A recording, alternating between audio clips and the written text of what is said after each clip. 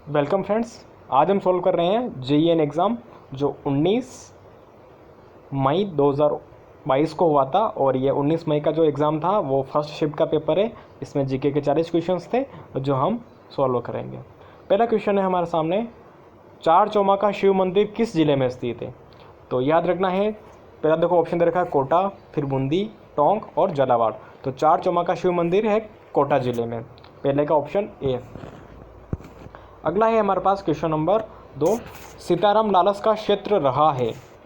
पहला है समाज सुधारक, दूसरा राजस्थानी भाषा एवं कोश की रचना, तीसरा पुरातत्व एवं इतिहास और चौथा ऑप्शन है हमारे पास पत्रकारिता।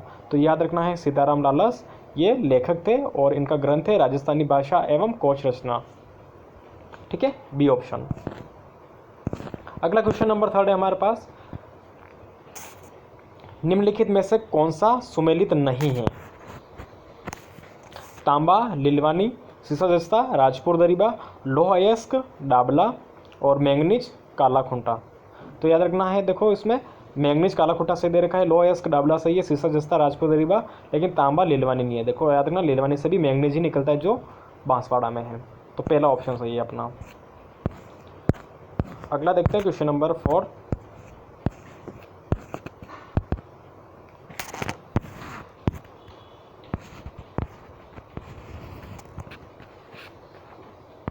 राजस्थान का प्रथम रोपवे किस जिले में प्रारंभ किया गया? उदयपुर, अजमेर, जालोर और जयपुर। तो राजस्थान का जो प्रथम रोपवे है वो है सुंधा माता जालोर में, दूसरा उदयपुर में है और तीसरा है अजमेर में सावित्री माता के मंदिर के वहाँ। तो पहला पूछा है इसने, तो जालोर ऑप्शन सही होगा, सुंधा माता मंदिर 2006 में। अगला है क्वेश्चन नंबर 5, पर्युषण पर्व किस समुदाय से संबंधित है? पहला ऑप्शन जैन, दूसरा सिंधी, तीसरा रामस्नेही और चौथा है सिख। तो हमें याद रखना है पर्युषण पर्व जैन धर्म से संबंधित है। अगला आता है क्वेश्चन नंबर 6, राजस्थान में भेड़ की किस नस्ल को भारतीय मेरिनो कहा जाता है?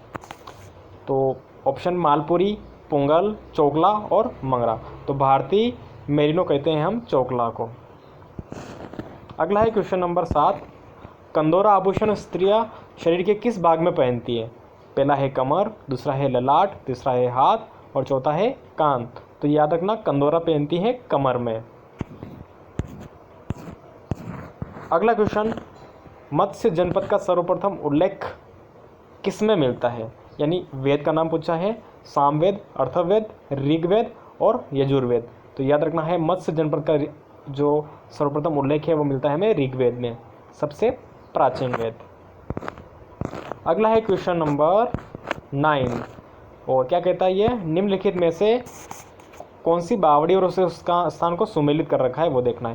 देखो पहला दे रखा है जालीबाव बावड़ी सीकर, दूसरा है त्रिमुखी बावड़ी चूरू, अगला है चांद बावड़ी आभानेरी और नौलखा बावड़ी जयपुर। तो देखो हर एग्जाम में लगभग क्वेश्चन पूछा जाता है और एक फेमस बावड़ी है उसका क्वेश्चन पूछा जाता है, वो है चांद बावड़ी। और चांद बावड़ी कहाँ है? आभानेरी दौसा में। तो ये अपने सही मिल गया, तो बाकी सारे गलत है, तो अपना ऑप्शन सही हो गया सी। अगला है क्वेश्चन नंबर 10, ओलियो राजस्थानी लोक जीवन के किस अवसर से संबंधित है? पहला है पुत्री विवाह का विदाई गीत, दूसरा है होली पर किया जाने वाला लोक नृत्य, तीसरा है बारात की आगवानी का गीत और चौथा है पुत्र जन्मोत्सव का गीत। तो याद रखना पुत्री विवाह का विदाई गीत होता है ना, उसको ओलियो कहते हैं। जब मम्मी पापा कहते हैं कि बेटी तेरी हमें बहुत याद आएगी, तो उस समय जो गीत गाते हैं ना उसको बोलते हैं ओलियो। तो पुत्री विवाह से संबंधित गीत हैं। अगला है क्वेश्चन नंबर 11, क्या कहता देखो क्वेश्चन नंबर 11, विंध्य कगार किस प्रकार की चट्टानों से निर्मित है?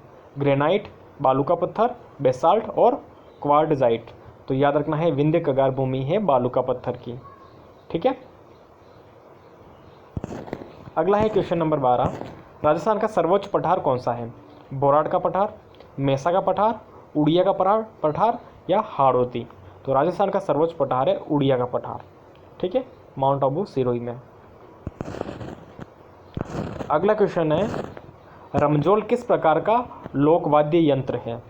सुशीर, गण, तत् और अवनद। तो याद रखना है जो रमजोल है वो गणवाद्य यंत्र है। अगला है क्वेश्चन नंबर 14, भगत आंदोलन शीर्षक के नाम से पुस्तक किसने लिखी थी? तो 4 ऑप्शन दे रखे थे को, रीमा आहूजा, पेमाराम, जीके वशिष्ठ और जीएन शर्मा। तो ये बुक का तो कहीं किसी बुक में भी नहीं दे रखा है, तो इसका तो आपको आंसर देखना पड़ेगा। ठीक है, इसका ऑप्शन ढूंढना आप। अगला है हमारे पास क्वेश्चन नंबर 15, और क्या कहता है, which of the following is a fertiliser mineral of Rajasthan? Rajasthan का कौन सा उर्वरक खनिज है? जिप्सम, रॉक फॉस्फेट और पायराइट। तो याद रखना, रॉक फॉस्फेट, जिप्सम, पायराइट सारे हैं, ऑप्शन डी हो जाएगा। अगला है क्वेश्चन नंबर 16, बिजोलिया शिलालेख में किस वंश के शासकों की उपलब्धियों का उल्लेख है? पहला है सिसोदिया, दूसरा परमार, तीसरा चौहान और चौथा राठौड़। तो बिजोलिया शिलालेख में हमें मिलते हैं चौहान वंश की शासकों की उपलब्धियों का उल्लेख, ऑप्शन सी। अगला आता है क्वेश्चन नंबर 17, निम्नलिखित में से कौन सा लिफ्ट नहर परियोजना और पेयजल उपलब्धता क्षेत्र सुमेलित नहीं है? लिफ्ट नहर और वो कौन से जिले से संबंधित है उसका नाम दे रखा है, लेकिन कौन सा सही मिलान नहीं रखा है वो देखना है हमें। पहला दे रखा है गंदेली साहवा चूरू, ये सही है। फिर दूसरा दे रखा है गजनेरिया पन्नालाल बारूपाल लिफ्ट नहर जो बीकानेर नागौर में है, ये ऑप्शन भी सही मिला रखा है। तीसरा है राजीव गांधी जैसलमेर और चौथा है कंवरसेन। तो कंवरसेन बीकानेर गंगानगर में है, तो अपना गलत ऑप्शन हो जाएगा राजीव गांधी जैसलमेर। ठीक है, अगला आता है क्वेश्चन नंबर 18। क्या कहता है क्वेश्चन नंबर 18, देखो, राजस्थान के निम्नलिखित राज्यपालों में से किनकी पद पर रहते हुए मृत्यु हुई है? 4 राज्यपाल का नाम दे रखे हैं, उसमें से किसकी पद पर रहते हुए मृत्यु हुई है उसका नाम बताना है। पहला दे रखा है श्री दरबारा सिंह, दूसरा है श्री निर्मल चंद जैन, तीसरा है श्री शैलेंद्र कुमार सिंह और चौथा है कैलाशपति मिश्र। तो याद रखना है, राजस्थान के टोटल 4 ऐसे गवर्नर थे जिनकी पद पर रहते हुए मृत्यु हुई थी। 3 तो दे रखे हैं आपके, पहला दूसरा तीसरा ऑप्शन, यानी दरबारा सिंह, निर्मल चंद्र जैन और शैलेंद्र कुमार, और चौथा है प्रभा राव। इन चारों की पद पर रहते हुए मृत्यु हुई है, तो ऑप्शन हो जाएगा अपना पहला दूसरा तीसरा, यानी ऑप्शन डी सही है। ठीक है, अगला आता है क्वेश्चन नंबर 19, प्रसिद्ध थिएटर निर्देशक शांता गांधी निम्नलिखित में से किस नाट्य शैली से संबंधित थी? शांता गांधी की आपको नाट्य शैली बतानी है, यानी किससे संबंधित रही थी वो।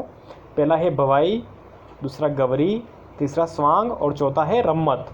तो शांता गांधी की जो नाट्य शैली है वो है भवाई, ऑप्शन ए। अगला है क्वेश्चन नंबर 20, शोभालाल गुप्त द्वारा किस स्थान पर हरिजन एवं भीलों के विकास हेतु एक आश्रम की स्थापना की गई? वर्धा, सागवाड़ा, बांसवाड़ा या अलवर? तो शोभालाल गुप्ता ने इस संस्था के आश्रम की स्थापना करी थी सागवाड़ा डूंगरपुर में।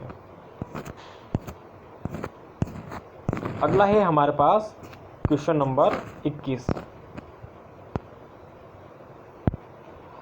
राजस्थान के उत्तर से दक्षिण तथा पूर्व से पश्चिम के विस्तार में कितना अंतर है? तो याद रखना, देखो राजस्थान का जो पूर्व से पश्चिम है विस्तार है वो है 869 किलोमीटर और उत्तर से दक्षिण है वो है 826। तो टोटल अंतर आ रहा है 43 किलोमीटर का, ऑप्शन सी सही होगा। अगला आता है क्वेश्चन नंबर 22, बूंदी में 84 खंभों की छतरी का निर्माण किसने करवाया? कभी कभी एग्जाम में ऐसे क्वेश्चन पूछा जाता है, 84 खंभों की छतरी कहाँ पर है? तो बूंदी में है, और इसका निर्माण किसने करवाया था? तो राव अनिरुद्ध ने 84 खंभों की छतरी का निर्माण बूंदी में करवाया था, ऑप्शन ए ध्यान में रखना है हमें। अगला है क्वेश्चन नंबर 23, और क्या कहता है ये, राष्ट्रीय राजमार्ग 44 यानी नेशनल हाईवे 44 राजस्थान के किस जिले से गुजरता है? याद रखना है, नेशनल हाईवे 44 राजस्थान के एक ही जिले से गुजरता है, और 4 ऑप्शन है देखो, भरतपुर, धौलपुर, सवाई माधोपुर, करौली। तो याद रखना है 44 जो होके गुजरता है हमारे धौलपुर से। ठीक है, अगला आता है क्वेश्चन नंबर 44, वाकल, मेशवा और हतमती सहायक नदियाँ किसकी है? पहला बनास की नदी, दूसरा चंबल की, तीसरा माही की और चौथा है साबरमती की। तो याद रखना है, वाकल, मेशवा, हतमती ये साबरमती की सहायक नदी है। ठीक है, क्वेश्चन नंबर 24 हुआ, अब देखते हैं 25। अगला क्वेश्चन है हमारा, ऊपरमाल पंच बोर्ड का गठन किसने किया था? पहला ऑप्शन साधु सीताराम दास, दूसरा विजय सिंह पथिक, तीसरा मन्ना पटेल और चौथा है मोतीलाल तेजावत। तो ऊपरमाल पंच बोर्ड का गठन किया था विजय सिंह पथिक ने, बी ऑप्शन। अगला क्वेश्चन नंबर 26 हुडा सम्मेलन किस वर्ष आयोजित किया था? तो याद रखना हुडा सम्मेलन आयोजित हुआ था 1734 में। अगला क्वेश्चन 27, राजस्थान लोक सेवा गारंटी अधिनियम 2011 का क्या उद्देश्य है? पहला, पारदर्शिता लाना। दूसरा, शिकायत निवारण तंत्र उपलब्ध करवाना। तीसरा, सेवा प्राप्ति का अधिकार देना। और चौथा, उपयुक्त सभी। तो इसमें सारे ऑप्शन सही है, तो अपना डी ऑप्शन सही होगा। अगला आता है क्वेश्चन नंबर 28, अनुप्रस्थ बालू का टीले राजस्थान के किन जिलों में मिलते हैं? तो देखो याद रखना, जो अनुप्रस्थ बालू का स्तूप है वो राजस्थान के बीकानेर, जोधपुर, नागौर और बाड़मेर, जालोर इन जिलों में मिलते हैं। तो देखो पहला ऑप्शन दे रखा है बीकानेर गंगानगर, तो गंगानगर में तो मिलता नहीं है, ठीक है, तो ये तो ऑप्शन वैसे ही कट हो गया। फिर दूसरा देखा जोधपुर नागौर, तीसरा है जोधपुर बाड़मेर और चौथा है जालोर पाली। देखो पाली में भी नहीं है, तो पहला और चौथा ऑप्शन तो वैसे ही गलत हो गया। अब बचा हमारे पास जोधपुर नागौर और जोधपुर बाड़मेर। तो अगर इसका ज़्यादा देखें कि ज़्यादा संख्या में कहाँ मिलता है, तो अपना जोधपुर बाड़मेर ऑप्शन सही होगा। बाकी नागौर में भी पाए जाते हैं, ठीक है, तो ऑप्शन सी सही होगा। बालू का स्तूप दे रखे हैं अनुप्रस्थ इसके लिए। यह था अपने पास क्वेश्चन नंबर 28। अब देखते हैं क्वेश्चन नंबर 29, निम्नलिखित में से शिलालेख, प्रशस्ति और उनके उत्कीर्णन वर्ष के सही जोड़े कौन से हैं? यानी शिलालेख और उस शिलालेख का कब निर्माण करवाया था उसको आपको देखना है कौन सा सही मिला रखा है। देखो पहला दे रखा है आपके पास अचलेश्वर शिलालेख, ठीक है, जो अचलेश्वर शिलालेख दे रखा है 1285, तो सही है, इसका साल 1285 सही है। दूसरा है हमारे पास बिजुलिया शिलालेख 1170, ये भी सही है। तीसरा है चिरवा शिलालेख, चिरवा शिलालेख किसका दिया है 987, नहीं इसका ये साल गलत है। और अगला दे रखा है कुंभलगढ़ प्रशस्ति 1460, तो ये भी सही है, ठीक है, तो पहला, दूसरा और चौथा ऑप्शन सही है, ऑप्शन बी। अगला है क्वेश्चन नंबर 30, राजस्थान राज्य सूचना आयोग का गठन कब किया गया? तो सीधा सीधा आंसर है इसका 18 अप्रैल 2006 को राजस्थान राज्य सूचना आयोग का गठन किया गया था। 18 अप्रैल 2006 याद रखना है, ठीक है, क्या याद रखोगे 18 अप्रैल 2006। अगला आता है क्वेश्चन नंबर 31, राजस्थान को नर्मदा नदी का कितना हिस्सा प्राप्त होता है? यानी जो नर्मदा नदी परियोजना है वो कितने राज्यों की है? तो पहले याद रखना है वो 3 राज्यों की है, ठीक है, किस किस की? गुजरात, मध्य प्रदेश और राजस्थान की। और उसमें राजस्थान का हिस्सा है 0.50 MAF, ठीक है, ये ध्यान में रखना है। अगला है क्वेश्चन नंबर 32,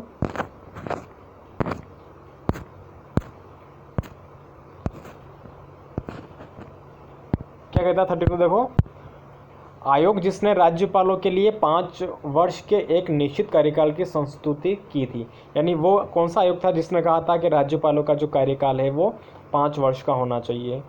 देखो इसमें पहला दे रखा है पोंछी आयोग, दूसरा है शाह आयोग, तीसरा राजमन्नार आयोग और चौथा है लिब्रहान आयोग।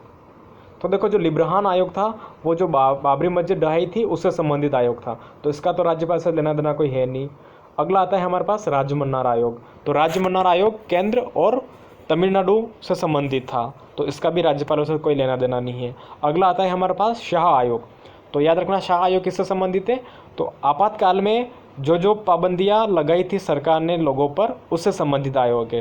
यानी क्या क्या ज़्यादा पाबंदियाँ, अनावश्यक पाबंदियाँ केंद्र सरकार ने लोगों पे लगाई थी, उससे संबंधित है हमारा शाह आयोग। तो इसका कौन सा ऑप्शन सही हो जाएगा हमारे लिए? पुंछी आयोग, ठीक है, ये ऑप्शन सही होगा। अगला है क्वेश्चन नंबर 33, क्या कहता है देखो, कोटा के किस शासक के काल में कोटा को स्कूल की चित्रशैली का उत्कृष्ट काल माना जाता है?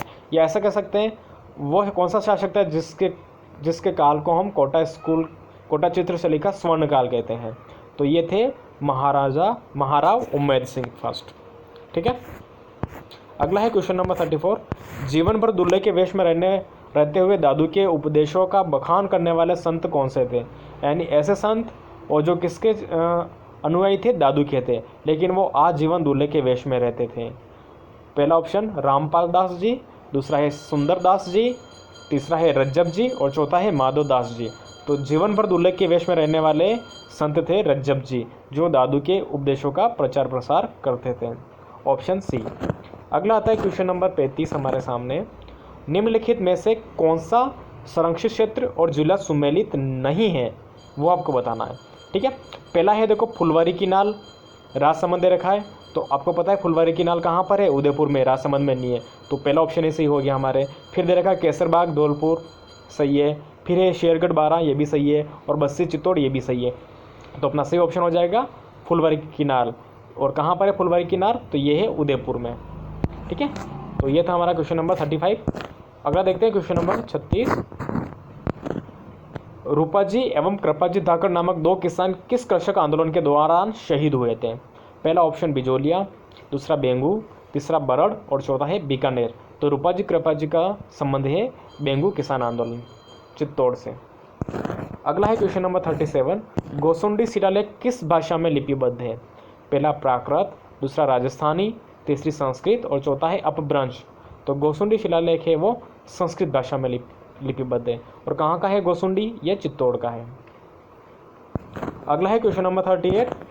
भारतीय रेल अनुसंधान एवं प्रशिक्षण केंद्र कहाँ स्थित है? यानी Indian railway research and training centre कहाँ पर है, ये पूछा है। पहला उदयपुर, दूसरा जयपुर, तीसरा जोधपुर और चौथा है पचपदरा। तो याद रखना है Indian railway research and training institute है पचपदरा में। और पचपदरा पता है कहाँ है? बाड़मेर। अगला आता है हमारे पास क्वेश्चन नंबर 39। क्या पूछा ये? 1857 के विद्रोह के समय जोधपुर का शासक कौन था? पहला महाराजा तख्त सिंह, दूसरा मान सिंह, तीसरा सरदार सिंह और चौथा बख्त सिंह। तो 1857 के समय जोधपुर में विद्रोह का शासक था। विद्रोह के समय जोधपुर का जो शासक था वो था महाराजा तख्त सिंह, और इन्होंने अंग्रेजों का साथ दिया था। ठीक है, अब देखते हैं क्वेश्चन नंबर 14, इस पेपर का लास्ट क्वेश्चन। और लास्ट क्वेश्चन है क्वेश्चन नंबर 40 हमारे पास, और वो है महाराणा सांगा ने किस युद्ध में बाबर की सेना को हराया था? घाघरा का युद्ध, पानीपत का प्रथम युद्ध, बयाना का युद्ध और खानवा का युद्ध। देखो खानवा के युद्ध में तो महाराणा सांगा बाबर से हार गए थे, तो बयाना के युद्ध में बाबर को हराया था राणा सांगा ने। ठीक है, तो ये थे हमारे जीके के 40 क्वेश्चन। हमने JEN का पेपर सोल्व किया है, जो इसका एग्ज़ाम हुआ था 19 मई 2022 को, और सुबह का मॉर्निंग शिफ्ट का पेपर था ये। Thank you so much.